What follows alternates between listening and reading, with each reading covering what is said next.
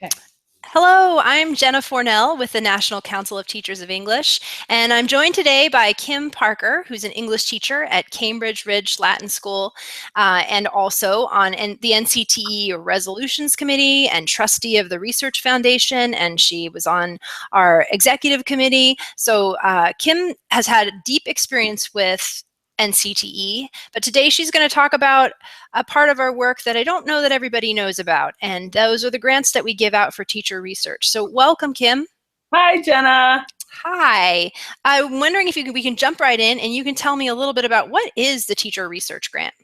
Great. The teacher research grant it's up to $3,000 for classroom teachers who are doing work in their classrooms. I think it's really important that we really recognize that all teachers have questions. All teachers have sort of a problem that they're trying to work out, and NCTE is here to help them with the teacher research grants.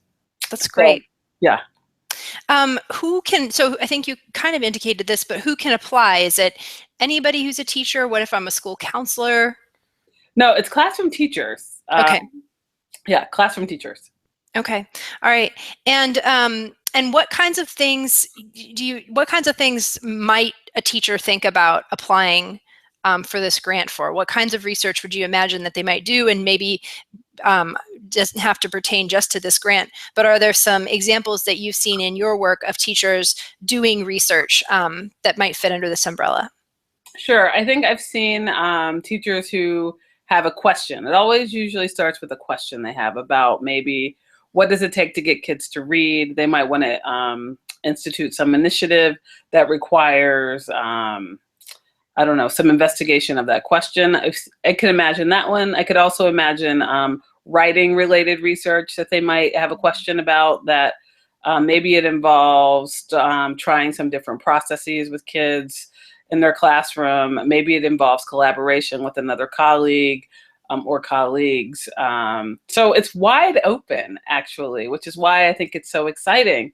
I think if teachers really think about sort of the things that keep them up at night, really, that's probably how I would think about it, then that's probably the genesis of a really great research question. And then that's where you sort of always get to the point where, oh, I wish if I had some money, I could do this, or I wish that if I had this, I could do that. And so this is why it's so wonderful that NCT is giving away the money, right? With a really great question, with a really great project, some teachers could get funded to do some really important work. To make that happen. Yeah, though that makes a lot of sense. For you personally, and maybe you can give us a little bit background, you've been with NCTE for a while. Why is this work that you have decided to be part of? Why is this important to you in terms of your experience with NCTE, but also the experience you're trying to provide for other members? Sure.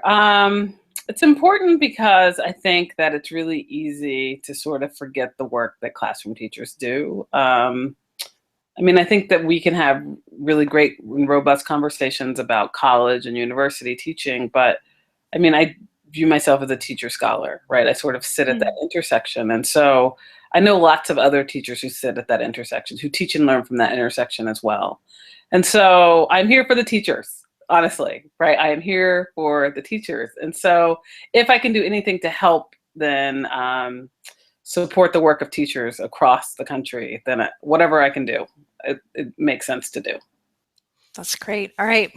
Give us the final details. What do people need to know if they want to get into the running for the grants this time around? Okay, deadline is November 1st. So all the information is online. As soon as possible, they need to get the application filled out and submitted. Any questions they should ask sooner rather than later, because that's the deadline, right? I think that usually what will happen is that sort of the fall semester is really busy. I know we are all busy as teachers, but what I would urge people to do is to look at the application materials. They are not, it's not hard, luckily, to fill out the application, to submit the application, and to get it in by November 1st.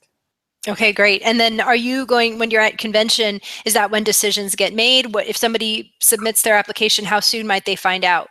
I think we do. Yeah, we meet at convention. So hopefully it would come out soon, like as soon because we meet on, I think that's Sunday. So right after that, I would imagine.